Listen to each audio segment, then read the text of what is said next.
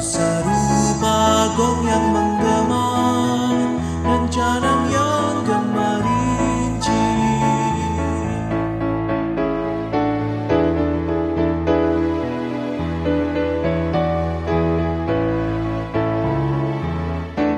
Sekalipun diriku memiliki karunia bernubuat, sekalipun diriku punya iman sempurna untuk pindahkan gunung, tapi jika aku tak mempunyai kasih, tiada berguna lagi diriku, tiada berguna diriku.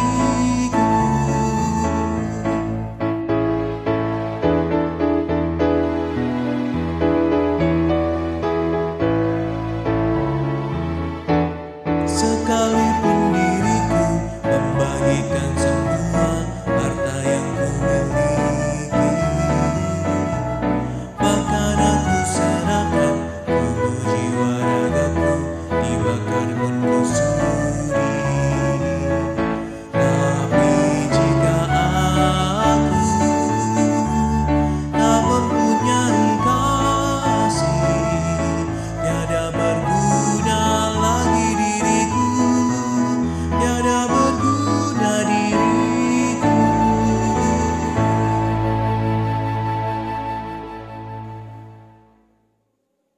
Ibu, Bapak, dan saudara-saudari, renungan kita didasarkan pada firman Tuhan dari Kisah Para Rasul 2 ayat 1 sampai dengan ayat yang ke-8. Sebelum kita baca dan renungkan bersama-sama, mari kita dengar berdoa untuk minta pertolongan Roh Kudus. Mari kita berdoa. Tuhan pengasih dan penyayang, kami datang kepada Tuhan untuk memohon pertolongan dari kuasa dan kasih Tuhan, yaitu Roh Kudus, agar ketika kami membaca dan merenungkan sabda Tuhan, kami dapat mengerti maksud dan rencana Tuhan. Dalam Kristus kami berdoa. Amin. Kisah Para Rasul 2 ayat 1 sampai 6 demikian. Ketika tiba hari Pentakosta, mereka semua berkumpul di suatu tempat. Tiba-tiba terdengarlah bunyi dari langit seperti tiupan angin keras yang memenuhi seluruh rumah tempat mereka duduk. Tampaklah kepada mereka lidah-lidah seperti lidah api yang bertebaran dan hinggap pada mereka masing-masing. Lalu mereka semua dipenuhi dengan Roh Kudus dan mulai berbicara dalam bahasa-bahasa lain seperti yang diberikan oleh Roh itu kepada mereka untuk dikatakan.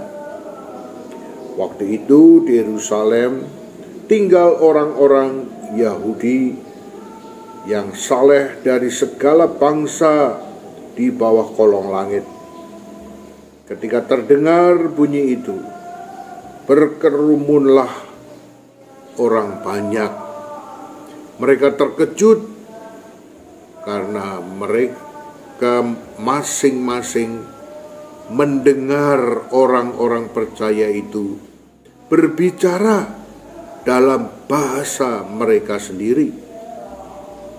Mereka tercengang-cengang dan heran lalu berkata, "Bukankah mereka semua yang berbicara itu orang Galilea? Bagaimana mungkin kita masing-masing mendengar mereka berbicara dalam bahasa kita sendiri, yaitu bahasa tempat kita dilahirkan?" Ibu, Bapak, dan saudara-saudari, ayat-ayat yang baru saja kita baca, tentu kita sudah mengenalnya, yaitu suatu peristiwa pada hari raya Pentakosta, hari ke-50 sesudah Yesus bangkit dari antara orang mati, naik ke surga, dan inilah peristiwa Pentakosta, pencurahan Roh Kudus. Dengan jelas tadi dikatakan bahwa ketika Roh Kudus itu dicurahkan, memenuhi hati, pikiran, jiwa para murid, maka para murid Tuhan Yesus Kristus itu bisa berkhotbah, berkata-kata. Tetapi masalahnya adalah bahwa kata-kata mereka itu, khotbah mereka itu didengarkan oleh orang-orang yang mendengar, yang terdiri dari bermacam-macam orang Yahudi yang tinggal tersebar di luar kota Yerusalem, bahkan di luar negeri. Namun mereka yang mendengar khotbah yang dipenuhi oleh kuasa Roh Kudus itu, mereka mengerti karena khotbah-khotbah itu disampaikan dengan bahasa tempat mereka dilahirkan, dengan bahasa ibu di daerah mereka masing-masing. Ini berarti bahwa Roh Kudus itulah yang menerjemahkan firman Tuhan ke dalam bahasa yang dimengerti oleh mereka, yaitu bahasa ibu atau bahasa tempat mereka dilahirkan. Ibu, Bapak, dan saudara-saudara, ini berarti ada dua hal. Yang pertama, bahwa firman Tuhan itu telah dibukukan oleh kuasa Roh Kudus sehingga terjadilah kanon Alkitab.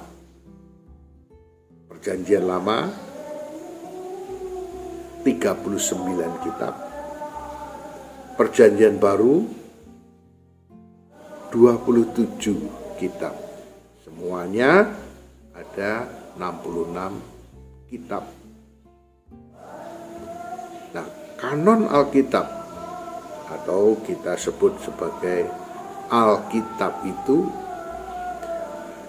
adalah kata-kata firman yang diucapkan, yang ditulis oleh manusia tetapi dipimpin oleh Roh Kudus, sehingga Alkitab itu adalah firman Tuhan. Yang kedua, ternyata di seluruh dunia Alkitab ini diterjemahkan ke dalam bahasa-bahasa manusia sebanyak 704 bahasa terjemahan Alkitab di seluruh dunia oleh lembaga yang namanya Bible Society. Dan khusus di Indonesia Alkitab ini diterjemahkan ke dalam bahasa daerah, kurang lebih ada 34 bahasa daerah di Indonesia. Dan khusus Perjanjian Baru lebih banyak lagi, ada 104 bahasa daerah. Antara lain bahasa daerah Banyumas. Ada kitab PB atau Perjanjian Baru dalam bahasa Banyumas. Nah, Bapak, Ibu, dan saudara-saudara, kanonisasi Alkitab dan penterjemahan teks-teks Alkitab ke bahasa daerah itu dikerjakan oleh Roh Kudus. Dengan demikian, Ibu, Bapak, dan saudara-saudara, adanya kanon Alkitab dan penterjemahan teks Alkitab dalam bahasa-bahasa daerah membuat Alkitab firman itu, Tuhan itu semakin dimengerti oleh manusia, semakin dimengerti oleh orang-orang di seluruh dunia, di daerah-daerah, di suku-suku, sehingga makin banyak orang mengerti, membaca, mendengar, mengerti firman Tuhan. Ini sungguh luar biasa. Dan Bapak, Ibu, dan saudara-saudara, akhir-akhir ini muncul ajaran-ajaran yang namanya Kristen progresif, bukan? Tafsir progresif. Tapi juga saya mengatakan bahwa terjemahan Alkitab itu palsu, tidak asli. Nah, saudara-saudari, ibu dan bapak-bapak semua,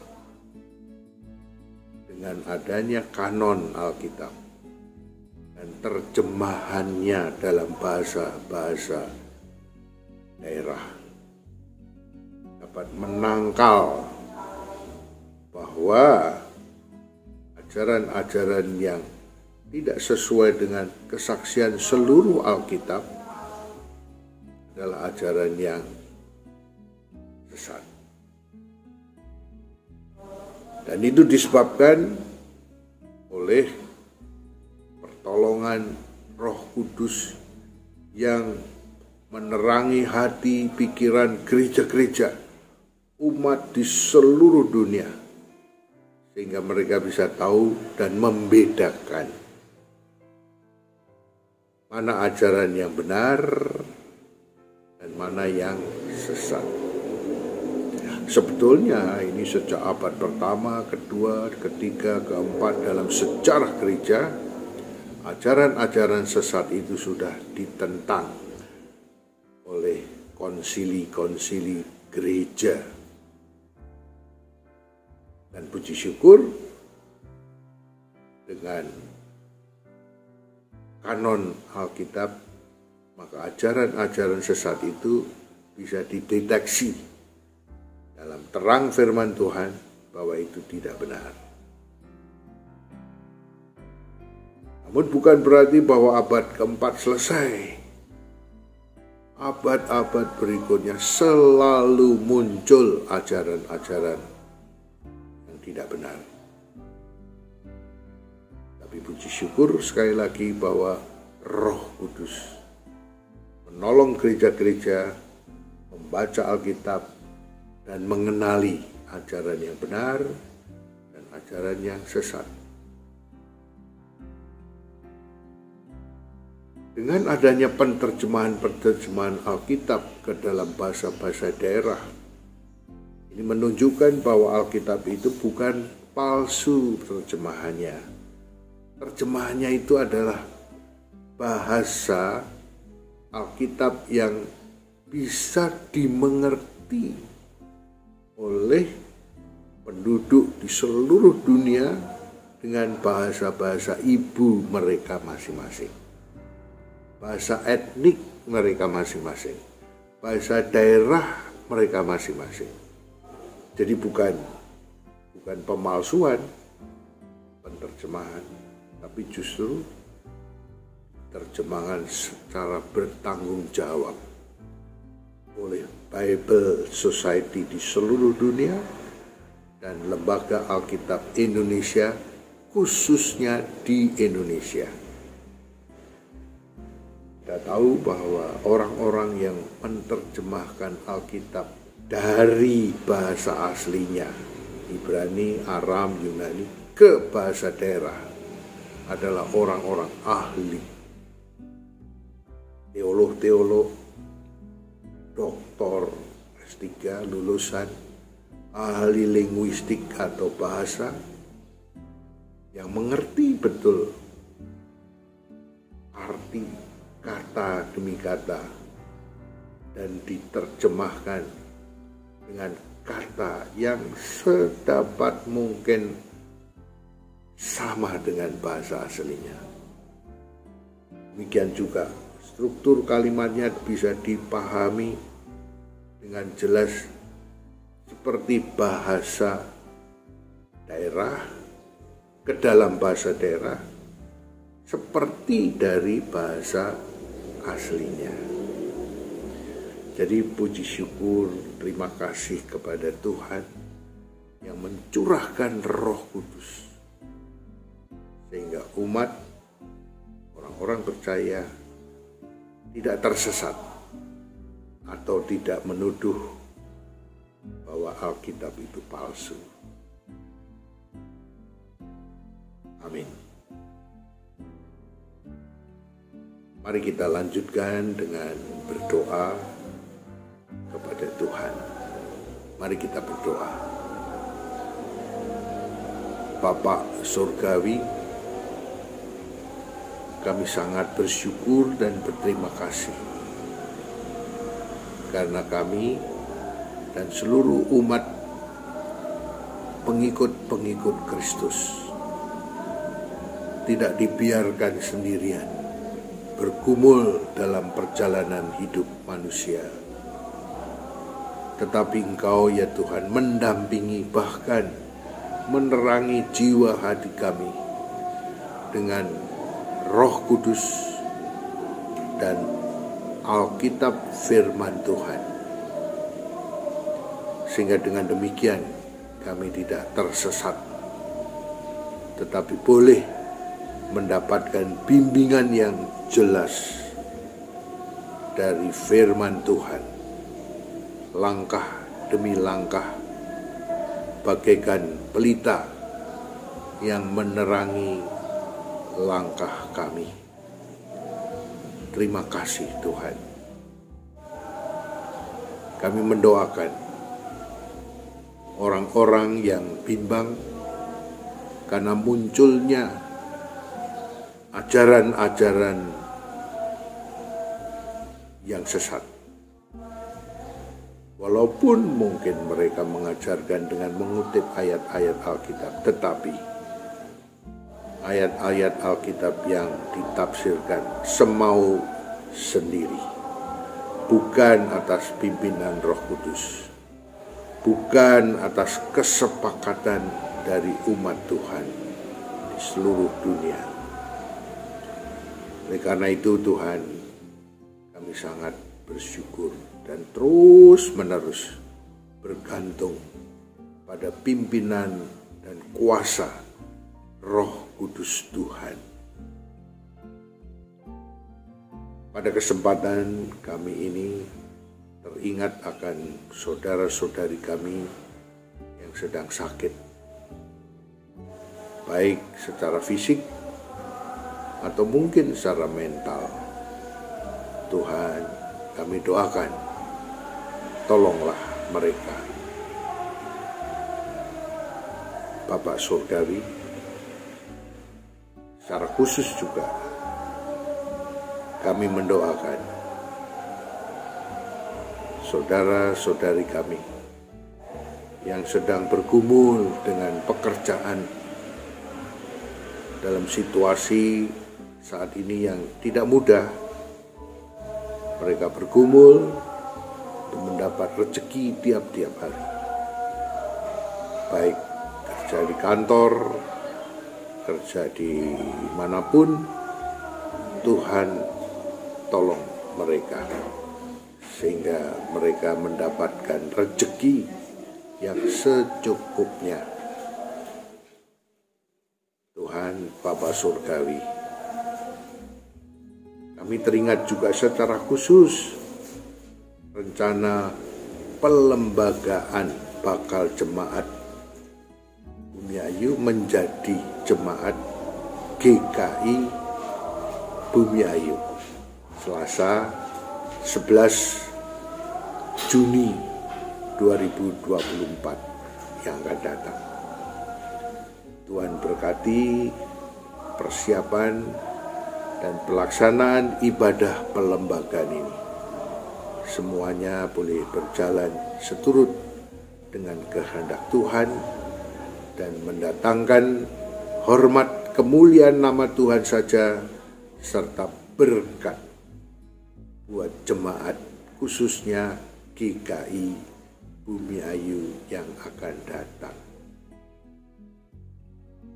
Terima kasih Tuhan. Dan kami terus bergumul dan menyerahkan segala pergumulan-pergumulan gereja-gereja di mana-mana tempat,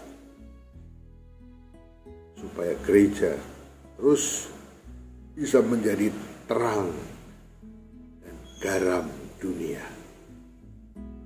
Tuhan yang di surga, demikianlah doa-doa kami yang kami panjatkan dalam nama Yesus Kristus yang mengajar kami berdoa. Bapa kami demikian: Bapa kami yang ada di surga, dikuduskanlah namamu, datanglah kerajaanmu, jadilah kehendakmu di bumi seperti di surga. Beri kami hari ini makanan yang secukupnya. Ampuni salah kami seperti kami ampuni yang bersalah pada kami. Jangan bawa kami dalam pencobaan, melainkan lepaskan kami dari yang jahat, sebab Kaulah yang punya kerajaan dan kuasa dan kemuliaan sampai selama-lamanya. Amin. Amin.